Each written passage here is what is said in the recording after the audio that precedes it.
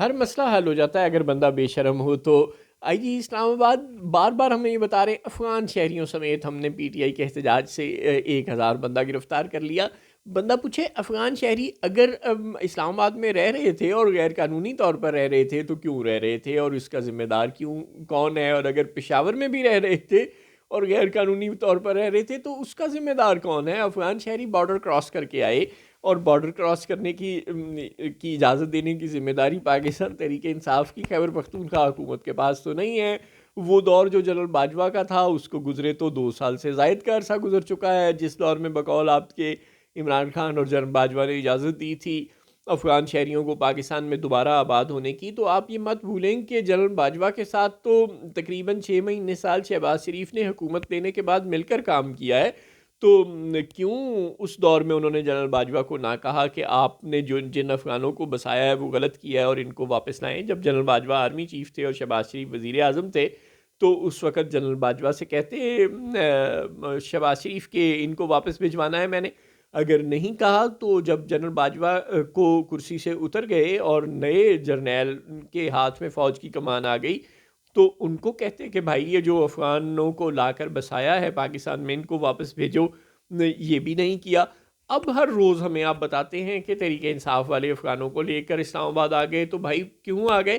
یہ اگر آج تک پاکستان میں ہے تو اس کی ذمہ دار آپ ہیں، وزارت خارجہ آپ کے پاس ہے، وزارت داخلہ آپ کے پاس ہے، وزارت دفاع آپ کے پاس ہے، بارڈر کا کنٹرول آپ کے پاس ہے، سیکیورٹی فورسز کا کنٹرول آپ کے پاس ہے، خیبر پختونخوا حکومت کے پاس تو نہیں ہے۔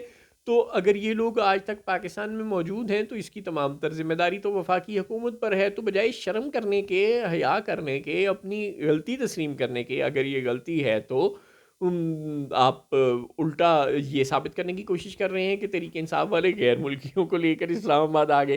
اچھا، پھر آپ فرما رہے ہیں کہ 39 ہتھیار ہم نے برآمد کر لیے ہیں تحریک انصاف کے کارکنان کو گرفتار کر کے۔ ان سے پہلی بات تو یہ ہے کہ پٹھانوں کا احتجاج ہو اور 70-80 ہزار پٹھان اس میں شامل ہو اور بندوقیں صرف 39 ہوں، کوئی ماننے والی بات ہے؟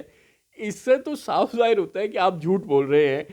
یہ جو ہتھیار ہیں یہ آپ نے اپنی طرف سے ڈالے، اور جو اصل میں ہتھیار تھے وہ کتنے تھے وہ پھر آپ کو پتہ ہی نہیں۔ مطلب پٹھان تو شادی پر بھی جائیں تو 70-80 ہتھیار ایسے ہی نکل آتے ہیں شادی کے 200-300 کے مجمع سے بھی۔ تو یہ تو 80 ہزار پٹھان تھے جو باقاعدہ احتجاج کرنے کے لیے اسلام آباد میں آئے ہوئے تھے اور جن کو پتہ تھا کہ پولیس اور محسن نقوی ان کے ساتھ کچھ بھی کر سکتے ہیں۔ اس کے باوجود آپ کو صرف 39 ہتھیار ملے، یا تو آپ بہت ہی ناکام قسم کے آئی جی ہیں آئی جی اسلام آباد صاحب، آپ کو ذرا بھی احساس ہی نہیں ہے اپنے عہدے کا، یا پھر آپ نے بس ایسے ہی بے تکی ہوا میں جھوٹ بول دیا۔ یعنی کہ 39 ہتھیار بھی آپ نے کوئی پکڑے ہوں گے پہلے سے، آپ کے پاس پڑے ہوں گے کسی جگہ پہ غیر رجسٹرڈ، وہ آپ نے تحریک انصاف والوں کے کھاتے میں ڈال دیے ہیں۔ جھوٹ اور سفید جھوٹ بولا ہے، ورنہ تحریک انصاف والے تو 39 ہتھیار لے کے نہیں آئے ہوں گے۔ ان میں سے تو جتنے جاگیردار خیبر پختونخوا کے اس احتجاج کے ساتھ تھے، ظاہر ہے اکثر MNAs MPs Khyber Pakhtunkhwa کے جاگیردار ہیں، ان کے مزاروں کے پاس ہی اور ان کے محافظوں کے پاس ہی، ہر ایک کے محافظ کے پاس 39-40 ہتھیار تو آرام سے ہوں گے۔